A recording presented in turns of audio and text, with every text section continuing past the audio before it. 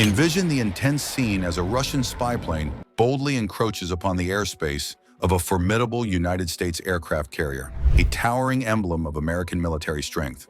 The crew's instincts kick in, and their training takes over. As the United States Navy springs into action, the world holds its breath. The repercussions of this high-stakes confrontation could be catastrophic. To truly understand the gravity of this situation, we must unravel the cryptic messages and intentions of the players involved. What will be the result of this aerial showdown, and how will it influence the fragile balance of global power? Enter the heart-pumping, action-packed world of espionage, where a game of cat and mouse puts everything on the line. The international community held its breath, mesmerized by the unfolding drama, as a Russian spy plane flies above a U.S. aircraft carrier. Then this happened. The United States aircraft carrier. Picture these enormous ships slicing through the ocean, their massive steel hulls and towering superstructures standing as the ultimate emblems of naval strength. These formidable aircraft carriers aren't merely vessels. They are floating fortresses crafted to exert power, maintain peace, and respond swiftly to global threats. Packed with thousands of personnel and brimming with cutting-edge air capabilities, they can strike targets hundreds of miles away with pinpoint accuracy. At the heart of the United States Navy's tactical strategy, these carriers are marvels of modern engineering, equipped with the latest radar systems, defensive weaponry, and a vast array of aircraft, from nimble fighters to advanced reconnaissance drones. The history of aircraft carriers began shortly after the Wright brothers made their first flight in 1903. Just 7 years later, on November 14, 1910, Eugene Burton made history by taking off in a Curtiss Pusher airplane from the deck of the United States ship Birmingham, a United States Navy cruiser anchored near Norfolk, Virginia. This was a groundbreaking moment, showcasing the potential for aircraft to operate from ships. Ely followed up on January 18, 1911, by landing his Curtiss Pusher on a platform on the United States ship Pennsylvania, an armored cruiser in San Francisco Bay. This demonstrated that planes could not only take off from ships, but also land on them. The concept of operating aircraft from ships continued to evolve. On May 9, 1912, Commander Charles Sampson of the Royal Naval Air Service performed the first takeoff of an airplane from a moving ship. He flew a short-improved biplane from the deck of the Royal Navy's HMS Hibernia, a pre-dreadnought battleship, proving that aircraft could be launched while the ship was underway. Seaplane tenders, like the French ship Foudre introduced in 1911, further advanced the use of aircraft at sea. Early in World War I, the Imperial Japanese Navy ship Wakamiya launched the first successful air raid from a ship on September 6, 1914, using a Farman aircraft to attack targets in Jiaozhou Bay, though it missed its targets. On August 2, 1918, Flight Commander Charles Edmonds made another significant leap by firing the first torpedo from an air-launched platform. He launched the torpedo from a short Type 184 seaplane aboard the HMS Ben My Tree, a seaplane carrier. Later that year, in July 1918, the battlecruiser HMS Furious, which had been modified with a flight deck and hangar, launched 7 Sopwith Camels in the Tondern raid. This attack damaged a German airbase and destroyed 2 Zeppelin airships, marking the first successful carrier-launched airstrike. The development of carrier aviation took another step forward when Squadron Commander Edwin Harris Dunning landed a Sopwith pup on the moving HMS Furious on August 2, 1917. This landing required navigating around the ship's superstructure and was a dangerous maneuver. Tragically, Dunning was killed in a later attempt when his plane was thrown overboard during another landing attempt. HMS Furious underwent further modifications to improve landings. A second flight deck was added at the rear of the ship after removing its rear turret, but challenges with turbulence from the ship's superstructure led to only a few successful landings before further attempts were halted. This experience led to the design of ships with flush decks, resulting in the commissioning of HMS Argus in 1918, the world's first aircraft carrier capable of both launching and recovering aircraft. The Washington Naval Treaty of 1922, which limited new heavy warship construction, led to many early aircraft carriers being conversions of existing ships like cargo vessels and battlecruisers. This era saw the birth of dedicated aircraft carriers such as the United States ship Langley, the United States Lexington-class carriers, and the British Courageous class. By the mid-1920s, navies were commissioning purpose-built carriers. These early carriers laid the groundwork for the large fleet carriers that would play crucial roles in World War II. Russian spy plane. At the forefront of modern surveillance, Russian state-of-the-art reconnaissance aircraft are equipped with cutting-edge technology. Equipped with cutting-edge surveillance technology, these aircraft can intercept communications, monitor movements, and gather vital data. They soar high above, loaded with an array of sensors and cameras designed to capture every detail. Common examples like the Ilyushin 20M and the Tu-14R, both designed specifically for electronic surveillance and reconnaissance missions. These aircraft are equipped with advanced technology that allows them to collect extensive data, ranging from radar signals to communications traffic, offering crucial insights into the activities of rival forces. The Tu-14 is a variant of the Tu-04, first taking to the skies on March 21, 1996. Although it shares its lineage with the Tu-200 to Tu-04, the Tu-14 is produced in Kazan by the Kazan Aircraft Production Association, unlike the Tu-04, which is made in Ulyanovsk by Aviastar. Each factory operates independently of the Tupolev Design Bureau, giving them some leeway in designing their versions of the aircraft. The most noticeable difference between the two models is the full-size main door, positioned just before the wing on the Tu-14, compared to the two main doors and two emergency exits on the Tu-04. The Tu-14 features 3 doors and 1 emergency exit. This version is essentially a heavier-duty iteration of the Tu-04, with additional fuel tanks and structural enhancements to support its increased weight. Because of these modifications, the Tu-14 has become the preferred plane for various special mission adaptations, some of which can reportedly fly up to 10,000 kilometers without stopping. The Tu-14 is a specialized version of the Tu-200 to Tu-04, designed for treaty on open skies missions. It features sophisticated surveillance equipment, including an A81 panoramic camera, AK-111 topographic camera, AK-112 digital aerial cameras, video cameras, an infrared thermographic camera, and side-looking airborne radar. The first Tu-14 made its debut at the MAX 2011 air show in Moscow and began test flights in June 2011. By August 2013, it was delivered to the Russian Defense Ministry. A second Tu-14 followed in December 2013 and was delivered in July 2014.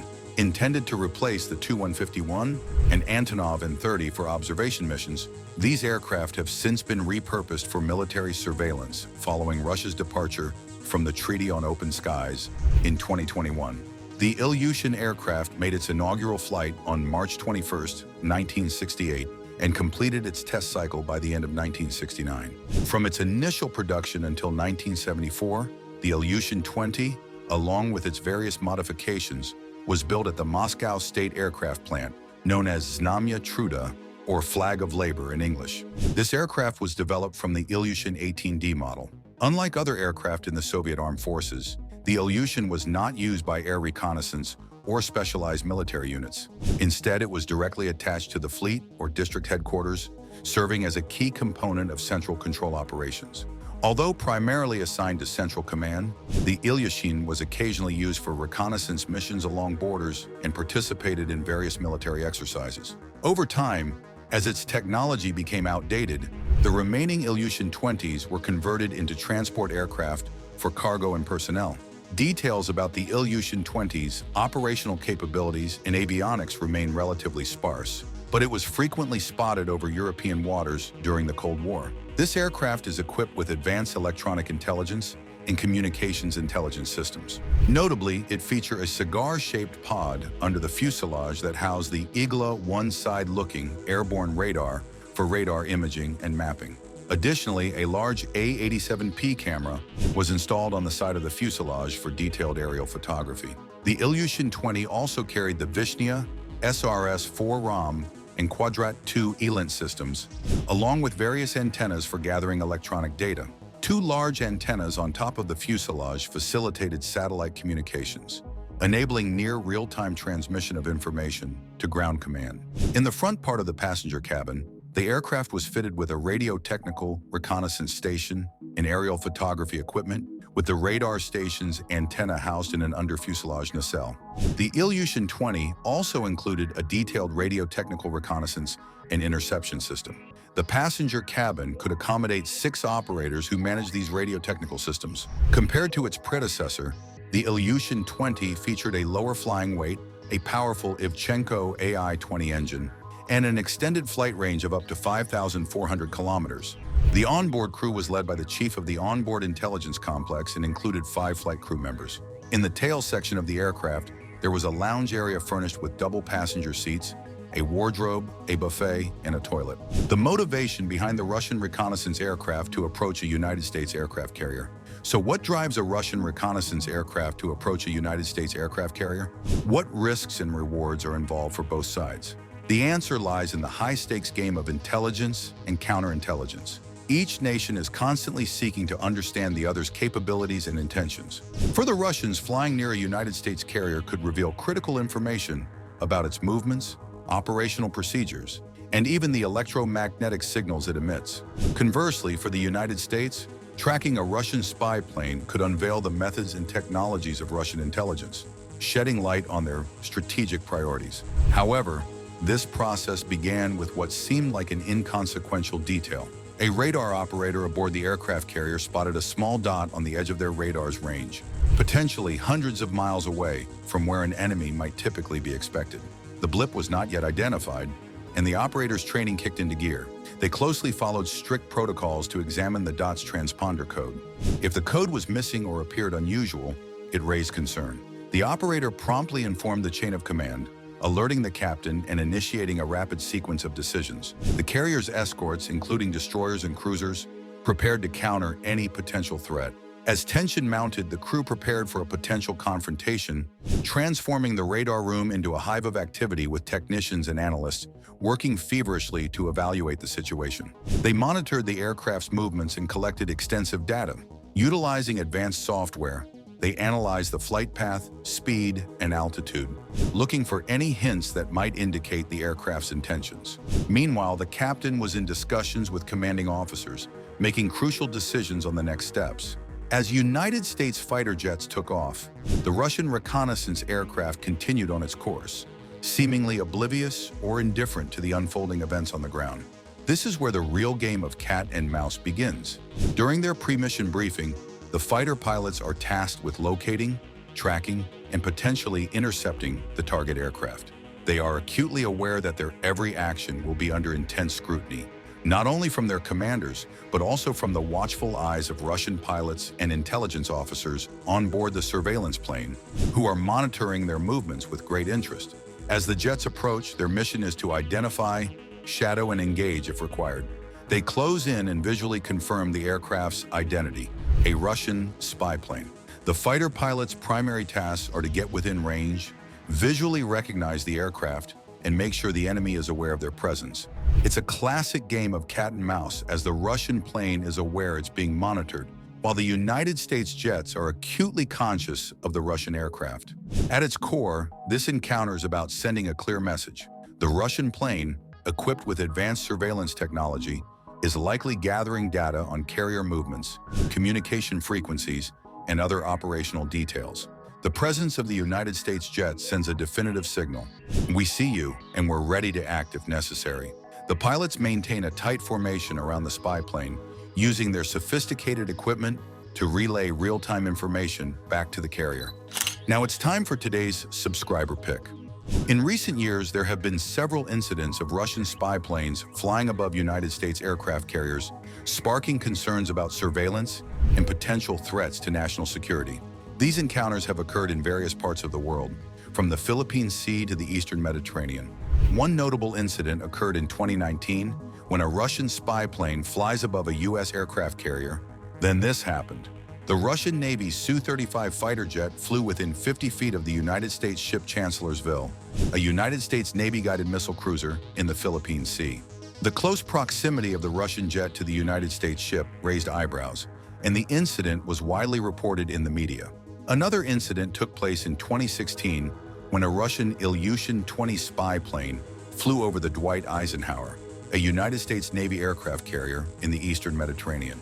The Russian plane's presence prompted United States fighter jets to scramble and intercept, highlighting the tensions between the two nations.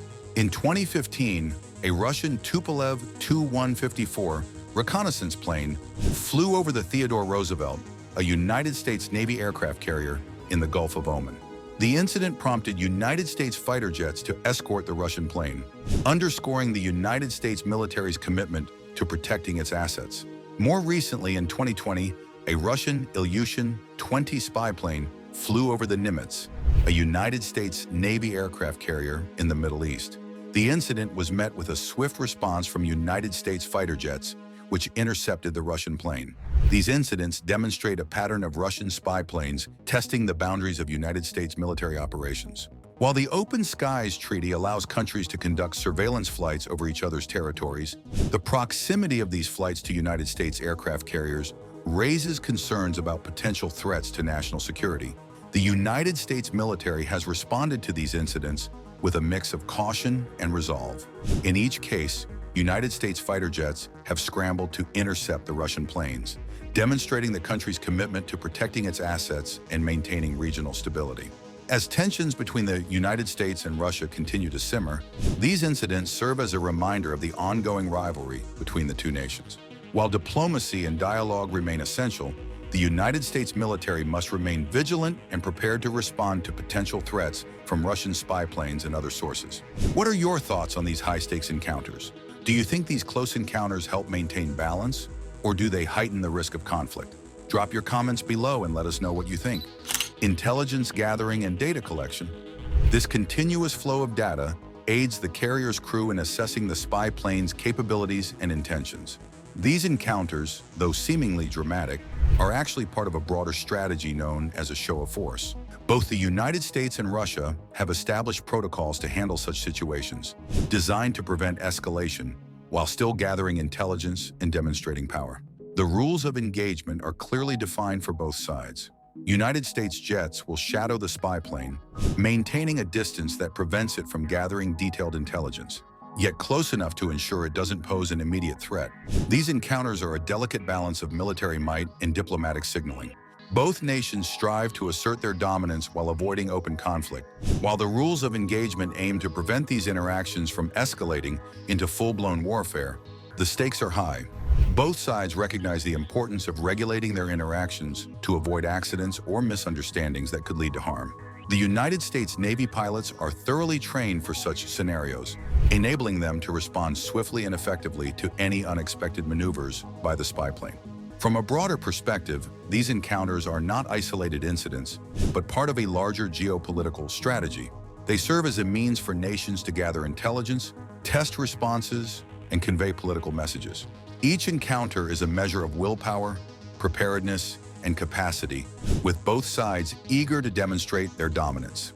The information collected by the Russian spy plane enhances their understanding of United States military operations, while the United States gains insight into Russian surveillance tactics. This ongoing cycle of intelligence gathering and analysis helps both nations refine their strategies and position themselves for future encounters. From detection to retreat. On the flight deck, jets wait for their turn to launch, and pilots geared up for potential combat stand ready. Below decks, intelligence officers analyze data and communicate with their teams, ensuring secure and efficient command. Each element of this intricate machine is essential for the carrier's effectiveness in these high-stakes scenarios. The aircraft carrier functioned like a self-sufficient city at sea, capable of maintaining operations for extended periods without external support. The complexity of coordinating jet launches and recoveries, managing radar and surveillance systems, and maintaining communication with other ships in the carrier strike group was immense. Every crew member played a critical role in ensuring the carrier's successful operation. As United States jets continued to shadow the Russian spy plane, a series of strategic maneuvers unfolded. The goal was to divert the plane without escalating the situation into direct conflict. The mere presence of the United States jets acted as a deterrent. The Russian aircraft was acutely aware that it was being observed, and any aggressive action would likely provoke a swift response. Often, this was enough to prompt the plane to withdraw, and indeed, the Russian plane eventually retreated, leaving its mission incomplete. With the immediate threat neutralized, the United States jets returned to the carrier and operations resumed. However, vigilance remained high. The carrier continued its mission while the crew stayed alert for any further intrusions. The successful deterrence of the spy plane underscored the effectiveness of United States Navy training, readiness, and strategic planning. Each crew member played a vital part in ensuring the safety and security of the carrier and its mission. Every encounter was a valuable learning opportunity. These high-stakes games revealed the intricate dynamics of power in today's world. They highlighted the United States Navy's preparedness and the necessity of remaining vigilant to keep the sea secure. Yet amidst the technology and strategy, it was crucial to remember the human element. These interactions were not just about technological experiments or strategic calculations, but also about human abilities and decision-making. Radar operators, pilots, and intelligence officers were highly skilled professionals, but they were also individuals with personal histories, experiences, and aspirations. For instance, imagine the radar operator who initially detected the spy plane as a young sailor, possibly fresh out of training, now facing their first real-world test. This personal element injected a sense of humanity into the high-tech operations, highlighting the individual dedication and commitment that underpinned every mission. Calm under pressure. Testing the ability to stay calm and adhere to protocol is crucial in these high-pressure scenarios. Consider the lead pilot of an intercept mission, a seasoned aviator with countless flight hours. This individual must make split-second decisions that could have far-reaching consequences. These pilots, along with their teammates, are backed by a vast and intricate network working tirelessly behind the scenes. Maintenance crews are responsible for preparing the jets for immediate deployment, ensuring they are ready at a moment's notice. Logisticians manage the supply chains that keep the carrier stocked and operational. Medical personnel stand by, prepared to address any emergencies that might arise. Each role is essential for the smooth operation of the carrier and the safety of its crew. After the encounter, the debriefing process begins. Pilots and radar operators review their performance, discussing what went well and what could be improved. This ongoing learning process helps ensure the crew is always ready for the next challenge. The data collected during the incident is meticulously analyzed by intelligence officers who look for patterns and attempt to decipher the broader strategic goals behind the Russian mission. This information is integrated into larger intelligence systems and combined with data from other sources to provide a comprehensive understanding of Russian actions and objectives. Simultaneously, diplomatic processes are set in motion. The incident is reported to superior officers and politicians who use the information to shape their strategies and policies. In some cases, diplomatic protests may be issued or discussions held to prevent similar events in the future. Even though the immediate threat has passed, the broader context of geopolitical rivalry remains ever present. The encounter serves as a reminder of the ongoing power struggle between nations and the need for constant vigilance and preparedness. This situation underscores the importance of sustained commitment to capability building, which encompasses training, technology, and international diplomacy. The goal is to prevent such encounters from escalating into full-blown conflict. As modern warships stand as the silent guardians of the seas, technology continues to advance and geopolitical dynamics evolve. Thanks for watching. See you in the next one.